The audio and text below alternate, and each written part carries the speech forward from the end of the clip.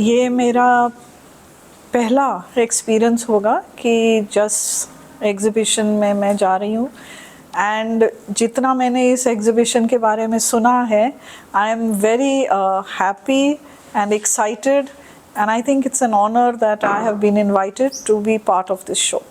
हमारे परिवारों में हमेशा ज्वेलरी का बहुत बड़ा रोल रहा है।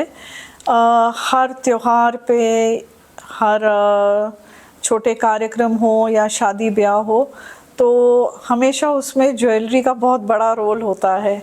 और ऐसे ही जयपुर की बात करें तो मुझे याद है कि जब मैंने 10th बोर्ड्स का एग्ज़ाम पास करा था, तो मेरे पेरेंट्स ने मेरे लिए जयपुर से एमरल्ड और डायमंड्स के टॉप्स प्रेजेंट करके मुझे कॉन्ग्रेचुलेट करा था। तो मेरे लिए इमोशनल सिग्निफिकेंट मोमेंट्स में भी जयपुर से खरीदी हुई ज्वेलरी का एक रोल रहा है।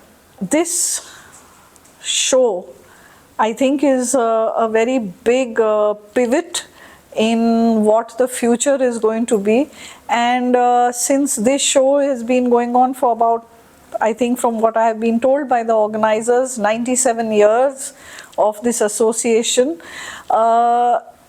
and from what I have been seeing, it has grown each year. So the way they have amalgamated the old traditions with new designs, it can only grow into a bigger and better future for the industry as well as for Jaipur in the future. See, in jewelry आपके पास केवल एक या दो रंग नहीं है, आपको जो जेम स्टोन्स हैं उसमें इतने कलर्स मिलते हैं, और मेरे ख्याल से हर एक के जीवन में जो खुशी या एक treat to your senses in gemstones के द्वारा, इन कलर्स के द्वारा आपके लाइफ में आता है, वो इट्स एज गुड और as happy as seeing a rainbow in the sky. ये मुझसे बेहतर मुझे लगता है कि यहाँ के ऑर्गेनाइजर्स तो जानते ही हैं, पर due to the I think Jaipur largest centre है, स्पेशली एमरल्ड को लेके जो चर्चा होती है in terms of processing and polishing, पूरी दुनिया में जयपुर का नाम है। और जेमस्टोन्स को लेके भी शायद पूरी हमारे देश में एटलीस्ट कम से कम कोई भी अगर कोई जेमस्टोन खरीदने की सोचता है तो सबसे पहले उनके दिमाग में जयपुर ही आता है, और ये एक बहुत बड़ी बात है। आई एम वेरी हम्बल्ड कि मुझसे एडवाइस पूछ रहे हैं। मुझे लगता है मुझसे ज़्यादा अनुभवी लोग इस शो को ऑर्गेनाइज कर रहे हैं, पर I wish for them to grow in the future.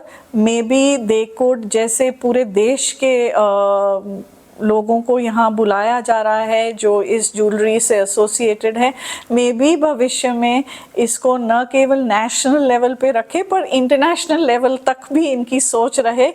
तो जयपुर का जो ये ज्वेलरी शो है ये एक इंटरनेशनल शो भी बन के आगे जयपुर का नाम भी और राजस्थान का नाम भी टॉप शोज़ में आए।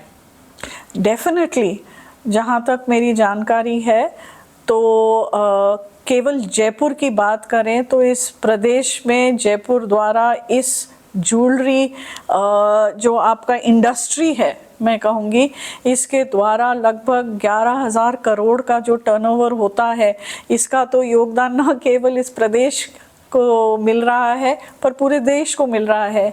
और सब लोग एम्प्लॉयमेंट की बात करते हैं तो मुझे बताया गया है कि लगभग 5 लाख लोग को इस इंडस्ट्री से रोजगार मिलता है। ये बहुत बड़ी बात है।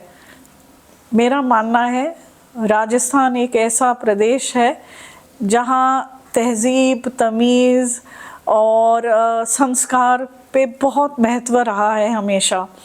और जैसे कि आपने कहा, हम कभी हमारे घर या हमारे प्रदेश में किसी को आमंत्रित करते भी हैं तो हम उनको कहते हैं पधारो हमारे देश। इसी तरह मुझे बहुत गर्व है कि मैं इस शो में उपस्थित होने के लिए जो मुझसे आग्रह करा गया है। I feel honoured, it's my privilege, pleasure, and I'm humbled by the organizers thinking that I would add to the show. I would like to congratulate the organizers of the show.